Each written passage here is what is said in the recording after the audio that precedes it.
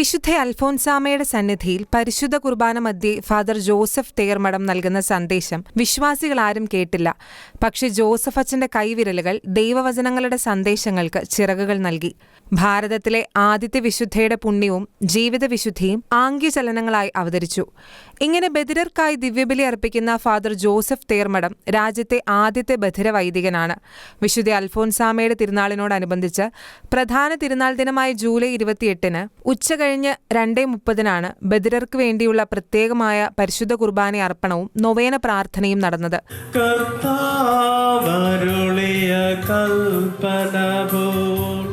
തിരുനാമത്തിൽ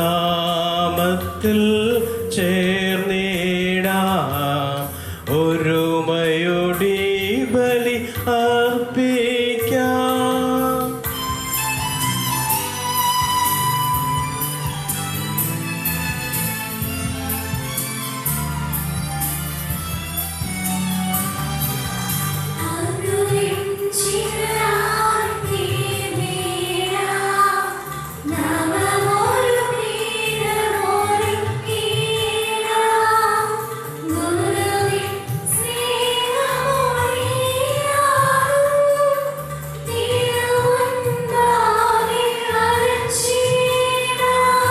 holy cross സന്യാസ സമൂഹത്തിൽപ്പെട്ട ബഹുമാനപ്പെട്ട വൈദികരായ ഫാദർ ബിജു മൂലക്കര മുഖ്യ കാർമ്മികനായും ബധിര സമൂഹത്തിൽ നിന്ന് ഇന്ത്യയിൽ ആദ്യമായി വൈദിക പട്ടം സ്വീകരിച്ച നവവൈദികനായ ഫാദർ ജോസഫ് തേർമഠവും ഫാദർ ഷിജോ ചെറിയാനും സംയുക്തമായി ബലിയർപ്പിച്ച് പ്രാർത്ഥിച്ചു.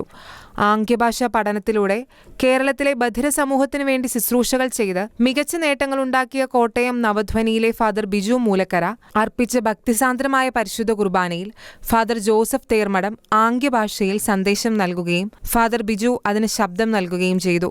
തുടർച്ചയായ 5-ാം വർഷമാണ് ഭരണങ്ങാനത്ത് ബധിരർക്കായി കുർബാന അർപ്പിക്കുന്നത് എന്ന് ഫാദർ ബിജു മൂലക്കര അറിയിച്ചു. സന്ദേശം നൽകുന്ന ഫാദർ ജോസഫ് തേർമഠത്തിന് ഇതാദ്യ ഊഴമാണ്. 2 മാസം മുൻപാണ് ഫാദർ ജോസഫ് തേർമഠം വൈദികനായി അഭിഷിക്തനായത്. മണക്കനാട് LAR സിസ്റ്റേഴ്സ് നടത്തുന്ന OLC ബധിര വിദ്യാലയത്തിലെ കുട്ടികളുടെ സാന്നിധ്യവും പങ്കുചേരലും പ്രാർത്ഥനകളും തീർത്ഥാടകരിൽ കൗതുകം ജനിപ്പിച്ചു. കഴിഞ്ഞ 5 വർഷക്കാലമായി തങ്ങളുടെ സ്കൂൾ വിദ്യാർത്ഥികളും അധ്യാപകരും അൽഫോൻസാമയുടെ കബറിടത്തിൽ തിരുനാളിനോടനുബന്ധിച്ച് വിശുദ്ധ കുർബാനയിൽ പങ്കുകൊള്ളുവാൻ വരിക പതിവാണെന്ന് school head mistress sister Rincy വ്യക്തമാക്കി. Church desk, Shekinah news.